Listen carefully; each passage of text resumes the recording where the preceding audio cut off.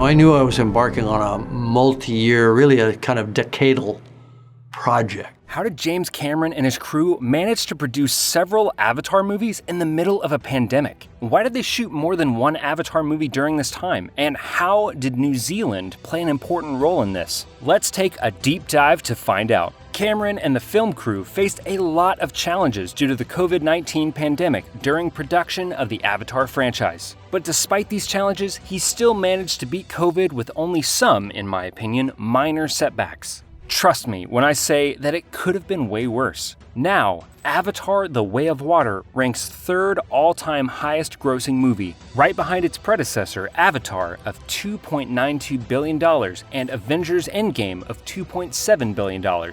It earned a fabulous $2.2433 billion worldwide, surpassing Titanic of $2.2428 billion at the box office. The upcoming Avatar sequels, the result of years of hard work, held the promise of taking viewers off to a captivating world filled with unparalleled beauty and creativity. Yet the sudden arrival of the pandemic introduced uncertainty regarding the fate of the entire franchise. Initially scheduled to premiere on December 17, 2021, the sequel's release date was shifted an entire year due to the impact of COVID-19. Ultimately settling on December 16, 2022. The production of the Avatar sequel was heavily impacted as filming had to be halted, leading to delays in the release schedule. With the nature of the franchise, it's not the typical rom-com and cannot be shot in a hurry. The involvement of intricate visual effects and on-location shoots made it even more difficult to manage during the pandemic. Known fondly as Iron Jim on set due to his strong work ethic and overall demeanor, James Cameron revealed in a public statement in 2020 that the pandemic resulted in an unforeseen delay for the ongoing live-action filming in New Zealand. He also added that the pandemic continued to halt progress on the virtual production work on stages in Los Angeles, also stating its equal importance to the films. However, this hiatus induced by the pandemic gifted Cameron and his crew an abundance of time. This time was invested into refining the scripts, delving deeper into characters' intricacies and plot lines. With the luxury of extended post-production, the visual effects reached the absolute wildest levels of detail and precision. Basically, the delay allowed for more meticulous post-production work. This is important considering the stunning visuals that have become a given of the Avatar series. Despite the challenges of bringing back a sequel 13 years after the original movie, Cameron and his team were determined to uphold a commitment to delivering a cinematic masterpiece.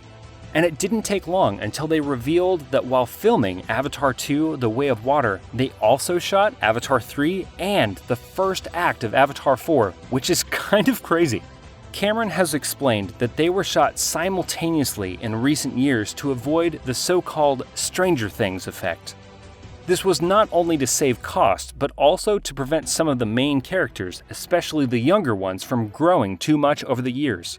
Jack Champion, who plays Spider in the film, was one of the most affected as he was between the ages of 14 and 16 when he participated in the production. Avatar 3 has been shifted to December 19, 2025, Avatar 4 to December 21, 2029, and Avatar 5 to December 19, 2031. Based on this timeline, a baby born at the start of the franchise would be a fully grown adult by the end of it, with the final Avatar movie coming 22 years after the original 2009 blockbuster. I don't think they quite realized how much they had been in training for this movie for the past 13 years. Flashback to 2020 as COVID-19 is raging globally. Borders are sealed shut, crews are sent home, and it's a nightmare for the massive Avatar shoots. But the government of New Zealand had contained the virus better than almost anywhere after taking swift actions. Soon, they were emerging from lockdown, ready to roll again. So New Zealand pitches itself as a COVID-safe film haven. With the world still deep in the pandemic, their virus-free status lets projects resume safely. Clever move. The government starts granting exemptions to overseas film teams, boosting the local industry and economy. First crew back, None other than James Cameron returning to finish his sci-fi sequels. Cameron chartered a private jet from LA and foot the bill for 2 weeks of mandatory hotel quarantine, and now filming could get back up and running. His 30-person team became a test case for safely allowing essential filmmakers back into New Zealand. Their Avatar bubble paved the way. The production brought immediate work for 400 crew members and will pump millions more into the local economy in the coming years. As Cameron put it, Avatar serves as a wedge in the door to unlock more opportunities after the lockdown. Other studios soon followed their lead. With the border still closed to tourists, Hollywood productions became a creative way for New Zealand to generate jobs and revenue. Plus, great PR. Soon, more exempted film crews flew in, like the team for The Power of the Dog with Benedict Cumberbatch. The team had to implement strict safety measures to protect the cast and the crew, which included frequent testing, quarantines, and meticulous attention to social distancing guidelines. New Zealand's COVID response put them in an enviable spot. Virus under control, open for business. James gives big credit to New Zealand's handling of the pandemic. Their COVID response let his crew keep operating safely. Cameron led the charge, determined to keep his Avatar vision alive despite the chaos. And New Zealand answered by rolling out the red carpet. It was a win-win pairing. A COVID-safe locale meets blockbuster films desperate to keep cameras rolling. Talk about creative problem-solving. Cameron said they lost zero steam, got right back into the epic action and fantasy sequences left to film.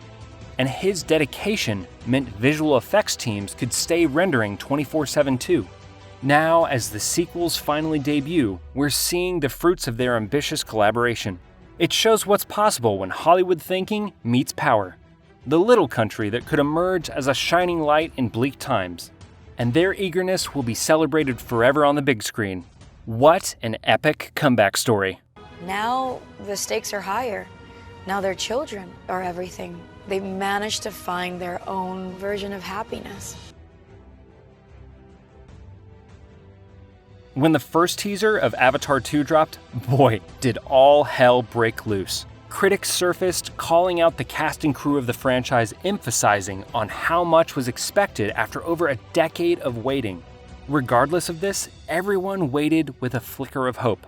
As Avatar 2: The Way of Water finally hit the screens, it was a cinematic event that lived up to the promises and surpassed the hype. The movie brought Pandora to life in the hearts of viewers. This world that the trailer had merely teased came alive, each frame serving as a testament to Cameron's ability to blend captivating storytelling with cutting-edge technology. In Avatar 2, Cameron's meticulous attention to detail shines as he explores the realms of Pandora underwater. Taking from his experiences as an avid deep-sea explorer, he brings authenticity to every water-related scene. The way light filters through the depths, the play of colors, and the vividness of the marine life show that his expertise and experience beneath the currents is not to be toyed with. This quality lends a layer of realism to the fantasy world of Pandora, making it even more authentic. His mastery over visual effects is so evident once more in his approach to underwater sequences. The technology that revolutionized cinema in Avatar is elevated to new heights in The Way of Water, and this is also one of the big reasons we had to wait so long. The tech needed for this kind of quality wasn't even close back in 2014. Despite the extensive underwater filming and the immense volume of water featured in the sequel, virtually all water depicted on screen is digitally created. The underwater landscapes and creatures seem so real, blurring the line between CGI and reality with absolutely impeccable form. James Cameron, navigating the uncharted waters of filmmaking during a pandemic, has put his name up there with the greats. Just kidding, his name has been there for a while already. But if we talk about never giving up, this journey of obstacles and challenges might be the definition for it.